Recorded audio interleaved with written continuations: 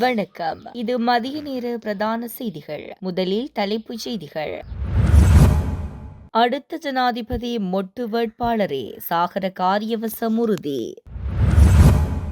Kodikamam police அதிகாரி படுகொலை, டிராக்டரின் உரிமையாளர் உதவியாளர் கைது, சாரதி தொடர்ந்தும் தலைமறைவு. மணல் மாபியா உருவாகிறது என்றால் அதை கட்டுப்படுத்த வேண்டியது யார்? ஏபிடிபி ஊடக செயலாளர் ஸ்ரீகாந்த் கேள்வி. சட்டவிரோத கடற்றொழில் செயற்பாடுகளை கட்டுப்படுத்த வக்கற்ற நிலையில் அரசாங்கம், கடற்றொழில் அமைச்சரின் துரித நடவடிக்கைக்கு ரவிகரன் எம்பி வலியுறுத்து. வெளிநாடுகளில் பதுங்கியிருந்த 30 குற்றவாளிகள் இலங்கைக்கு. வடக்கில் சில உள்ளூராட்சி சபைகள் மிக பின்தங்கிய வருமான நிலையில், ஆளுநர் வேதநாயகன் சுட்டிக்காட்டு. ஜேவிபி உரிமை கோரிய யக்கல காரியாலயம் முன்னிலை சோசலிச கட்சிக்கே சொந்தமானது, நீதிமன்றம் தீர்ப்பு. தரம் 5 புலமை பரிசில் பரீட்சை ஆகஸ்ட் 9 நடைபெறும், பரீட்சை ஆணையாளர் நாயகம் அறிவிப்பு. பருத்தித்துறை கடலில் 3 மீனவர்கள் மாயம், கடற்றொழிலுக்கு சென்ற படகு இன்னமும் கரை திரும்பவில்லை. தொடர்வது விரிவான செய்திகள். முல்லைத்தீவு உட்பட வடக்கு கிழக்கு கடற்பரப்புகளில் சட்டவிரோத கடற்றொழில் செயற்பாடுகள் அதிகரித்துள்ளது என சுட்டிக்காட்டிய வன்னி மாவட்ட நாடாளுமன்ற உறுப்பினர் துரைராசா ரவிகரன், இத்தகைய சட்டவிரோத கடற்றொழில் செயற்பாடுகளை கட்டுப்படுத்த அரசு வக்கற்றிருப்பதாகவும் கடுமையாக சாடியுள்ளார். எனவே இத்தகைய சட்டவிரோத கடற்றொழில் செயற்பாட்டை கட்டுப்படுத்த கடற்றொழில் அமைச்சர் துரித நடவடிக்கை மேற்கொள்ள வேண்டும் எனவும் அவர் வலியுறுத்தினார். சட்டவிரோத கடற்றொழில் செயற்பாடுகளுக்கு எதிராக முல்லைத்தீவில் நேற்று இடம்பெற்ற கவனஈர்ப்பு நடவடிக்கையில் பங்கேற்று கருத்து தெரிவிக்கும் போதே நாடாளுமன்ற உறுப்பினர் மேற்கண்டவாறு குறிப்பிட்டார். இதன்போது அவர் மேலும் கருத்து தெரிவிக்கையில், இந்த சட்டவிரோத கடற்றொழில் செயற்பாடுகள் முல்லைத்தீவு மாவட்டத்தில் மாத்திரமல்ல, வடக்கு கிழக்கில் உள்ள அனைத்து கடற்பரப்புகளையும் ஆக்கிரமித்துள்ளன. இதனால் எமது அப்பாவி மீனவர்கள் மிக மோசமாக பாதிக்கப்படுகின்றனர். குறிப்பாக நானும் ஒரு மீனவன் என்ற வகையிலே எமது மீனவர்கள் படும் துயரங்களை நான் நன்கு அறிவேன். குறிப்பாக முல்லைத்தீவு மாவட்டத்தை பொறுத்தவரையில் கொக்குழாய் தொடக்கம் பேப்பாரப்பட்டி வரையிலான 74 கிலோமீட்டர் தூரமான கடற்பரப்பில் பல்லாயிரக்கணக்கான எமது மீனவர்கள் கடற்றொழில் செயற்பாடுகளை முன்னெடுத்து வருகின்றனர். இந்த அரசாங்கம் சட்டவிரோத கடற்றொழில் செயற்பாடுகளை கட்டுப்படுத்தும் என மீனவ மக்கள் எதிர்பார்த்துக் கொண்டிருக்கின்றனர். எனினும் சட்டவிரோத கடற்றொழில் செயற்பாடுகள் நாளுக்கு நாள் அதிகரித்து வருகின்ற நிலையே தொடர்கிறது. அவ்வாறாக சட்டவிரோத கடற்றொழில் செயற்பாடுகளை தடுத்து நிறுத்தி கடற்றொழில் சட்ட ஏற்பாடுகளுக்கு உட்பட்ட கடற்றொழில் செயற்பாடுகளை சீராக செய்வதற்குரிய நிலை ஏற்படுத்தப்படும் எனில் எமது மீனவர்கள் அரசின் நிவாரணங்களை எதிர்பார்க்க மாட்டார்கள். எமது மீனவர்கள் சட்டவிரோத கடற்றொழில் செயற்பாடுகளுக்கு எதிராக கவனஈர்ப்பில் ஈடுபடுகின்றனர் என்பதை அறிந்தவுடன் உடனடியாக இங்கு ஓடோடி வந்தேன். எமது மக்கள் வீதியில் இறங்கி போராடி கொண்டிருக்கும் போது நாம் வீட்டுக்குள்ளிருந்து வேடிக்கை பார்த்து கொண்டிருக்க முடியாது. மக்கள் தமக்கு பிரச்சனைகள் இருக்கின்றன என தெரிவித்து போராடுகின்ற போது மக்கள் பிரதியாக மக்களுடன் இணைந்து போராட வேண்டியது எமது கடமை. எனவே இந்த சட்டவிரோத கடற்றொழில் செயற்பாடுகளை கட்டுப்படுத்தும் வரை நான் எமது மீனவ மக்களுடன் இணைந்து தொடர்ந்து போராடுவேன். எனவே முல்லைத்தீவு உட்பட வடக்கு கிழக்கு கடற்பரப்புகளில் இடம்பெறும் இவ்வாறான சட்டவிரோத கடற்றொழில் செயற்பாடுகளை உடனடியாக கட்டுப்படுத்த நடவடிக்கை எடுக்குமாறு கடற்றொழில் அமைச்சரவையை கோருகின்றேன் என்றார். 2026ஆம் ஆண்டுக்கான தரம் 5 புலமை பரிசில் பரீட்சை நடைபெறும் திகதி மற்றும் விண்ணப்பங்களை சமர்ப்பிக்கும் முறை குறித்து பரீட்சை ஆணையாளர் நாயகம் உத்தியோகபூர்வ அறிவிப்பை வெளியிட்டுள்ளார். அதன்படி ஆகஸ்ட் 9 பரீட்சை நடைபெறவுள்ளதுடன் இதற்கான விண்ணப்பங்களை நேற்று முதல் ஏப்ரல் 30 வரை இணையதளம் ஊடாக சமர்ப்பிக்க முடியும் என அவர் குறிப்பிட்டுள்ளார்.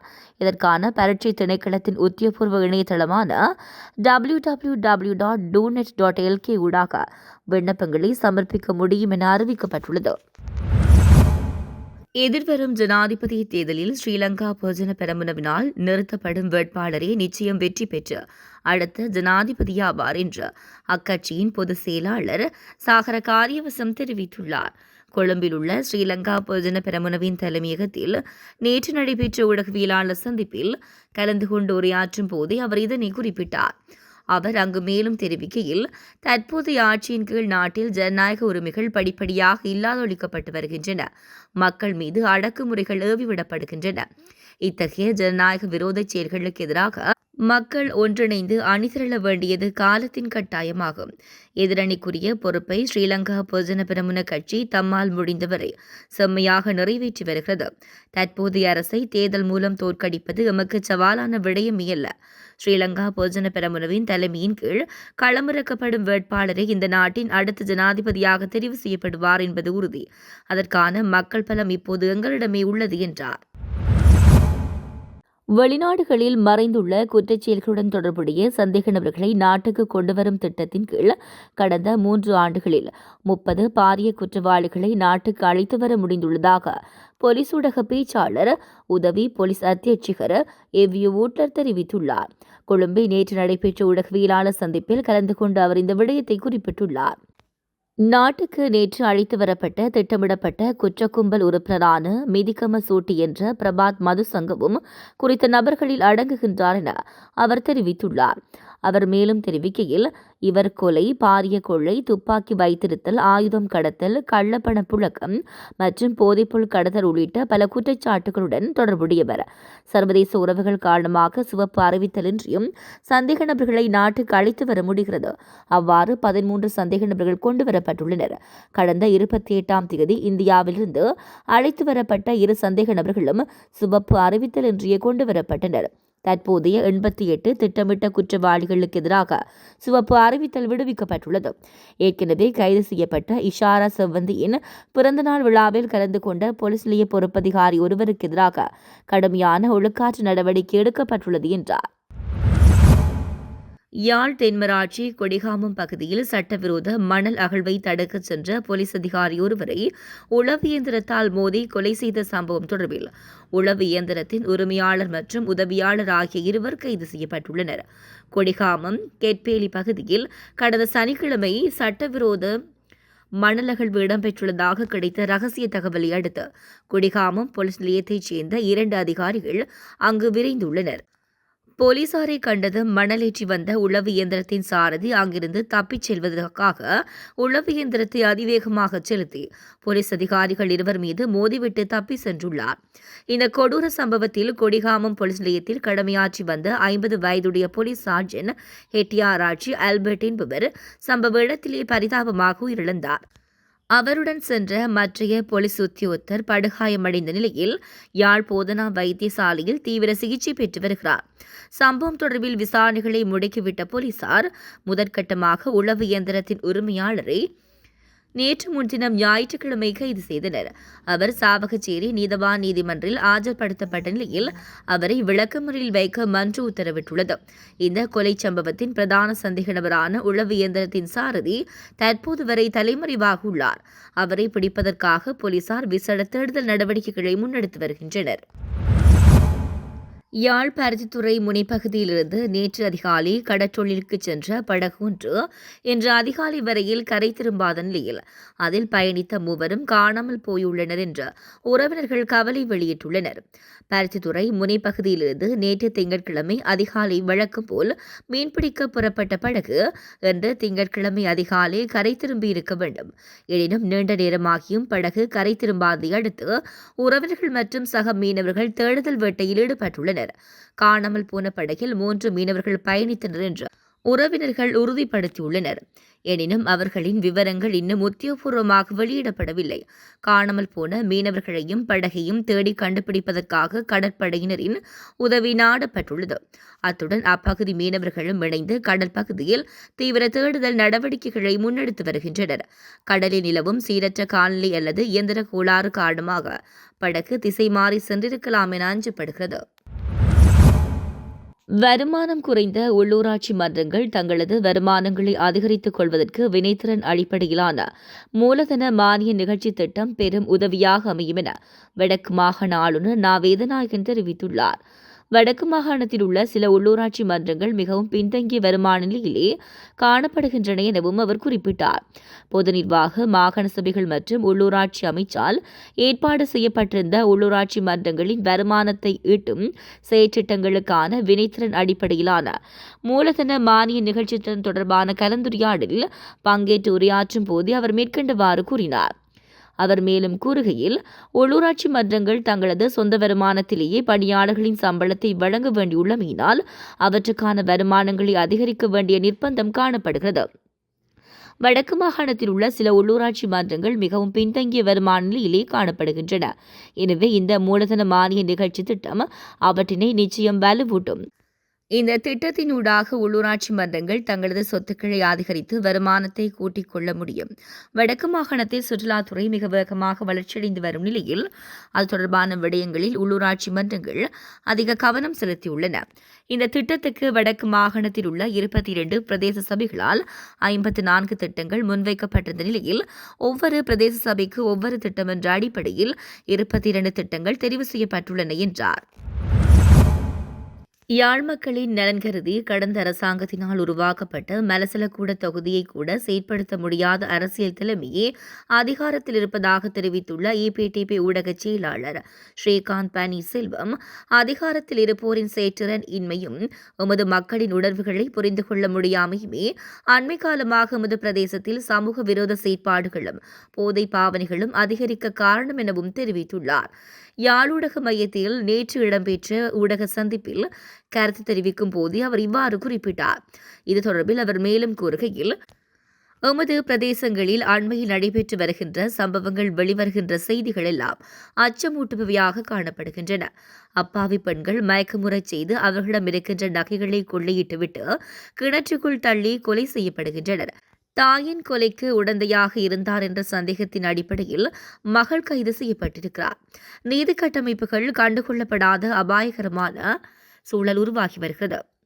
சட்டவிரோத மணல் கடத்தலில் ஈடுபடுகின்றவர்கள் தடுக்கச் செல்கின்ற போலீசாரை இடித்து கொலை செய்கின்றனர். நீதிமன்றத்தின் அறிவுறுத்தல்களை கணக்கில் எடுக்காமல் ஆலயம் ஒன்றின் கட்டுமான பணிகள் முன்னெடுக்கப்படுகின்றன. சிறுமி ஒருவரை பாலியல் ரீதியில் துன்புறுத்தினார் என இளநிலை பௌத்த மதகுரு ஒருவர் கைது செய்யப்பட்டிருக்கிறார். இவை எமது பிரதேசங்களை அரித்துக் கொண்டிருக்கின்றன என்பதையே வெளிப்படுத்தியிருக்கின்றன. ஜனாதிபதி அனுரகுமார் திசாநாயக் வெளிப்படுத்திய கருத்துக்கள் மீது நம்பிக்கை வைத்து எமது மக்கள் வாக்களித்த போதிலும் ஜனாதிபதியின் பிரதிநிதிகளாக எமது பிரதேசங்களில் தெரிவு செய்யப்பட்டவர்களின் வினைத்திறன் இல்லாதவர்களாகவும் உணர்வு ரீதியான புரிதல் இல்லாதவர்களாகவும் இருப்பதே எமது மக்கள் எதிர்கொள்கின்ற ஏமாற்றங்களுக்கு காரணமாக அமைந்து வருகிறது. இதுபோன்ற யாழ் மலசலக்கூட விவகாரமும் அமைந்துள்ளது.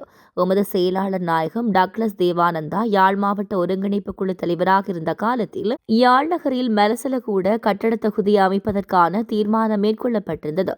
குறித்த பகுதியில் அமைந்துள்ள பழக்கடைகளினால் கிடைக்கின்ற வருமானத்தை பகிர்வது போன்று மலசலக்கூடத்தினையும் செயற்படுத்துவது எதிர்பார்ப்பாக இருந்தது. தற்போது அதன் நிர்மாண பணிகள் நிறைவடைந்த போதிலும் அதனை செயற்படுத்துவது தொடர்பாக சம்பந்தப்பட்ட இரு தரப்பினருக்கும் இடையில் முரண்பாடு ஏற்பட்டுள்ளது. அது தொடர்பாக யாழ் அரசு பேருந்து நிலையத்தினருக்கும் மாநகர சபைக்கும் இடையிலான முரண்பாட்டை தீர்ப்பதற்கும் சரியான தலைமையின்மையே காரணமாக இருக்கிறது என்றார். மத்திய பேருந்து நிலையம் ஒரு பொதுவான கருத்துக்கள் உள்வாங்கப்பட்டு காலமாற்றத்துக்கு ஏற்ற வகையிலே சீரமைக்கப்பட வேண்டும் என்பதிலே மாற்று கருத்தில்லை. எங்களுடைய செயலாளர் நாயகம் யாழ் மாவட்ட ஒருங்கிணைப்பு குழு தலைவராகவும் ஒரு கேபினெட் அமைச்சராகவும் இருந்த காலத்திலே பேருந்து, அரச பேருந்து, தனியார் பேருந்து ஆகியவற்றுக்குடைய ஒரு பொறிமுறையை உருவாக்கி வெளி மாவட்டங்களுக்கான பேருந்துகளை புதிதாக அமைக்கப்பட்டிருக்கின்ற தனியார் பேருந்து நிலையத்திலிருந்து செயற்படுத்துவது தொடர்பிலே முயற்சிகள் முன்னெடுக்கப்பட்டிருந்தன. அது தொடர்பிலே இரண்டு தரப்புகளும் ஒரு பொதுவான பொறிமுறைக்கு வராத சூழலிலே, அது இழுபட்டுக் கொண்டிருந்த சூழலிலே ஆட்சி மாற்றம் ஏற்பட்டிருந்தது. ஒருவேளை எங்களுடைய செயலாளர் நாயகம் தொடர்ந்து அதிகாரத்தில் இருந்திருப்பாராக இருந்தால் அது தொடர்பில் ஒரு ஆரோக்கியமான முடிவு எட்டப்பட்டிருக்கும் என்று நம்புகின்றோம். அதே போன்று மலசலகூடம் என்பது நான் ஏற்கனவே சொன்னது போன்று செயலாளர் நாயகம் அவர்கள் ஒருங்கிணைப்பு குழு தலைவராக இருந்த காலப்பகுதியிலேயே ஒருங்கிணைப்பு குழுவினுடைய ஏகோபித்த தீர்மானத்திற்கமே உருவாக்கப்பட்டு பழக்கடைகள் போன்றே ஒரு 50-50 வீதமான வருமானத்தில் அரைவாசியை யாழ் மாநகர சபையும்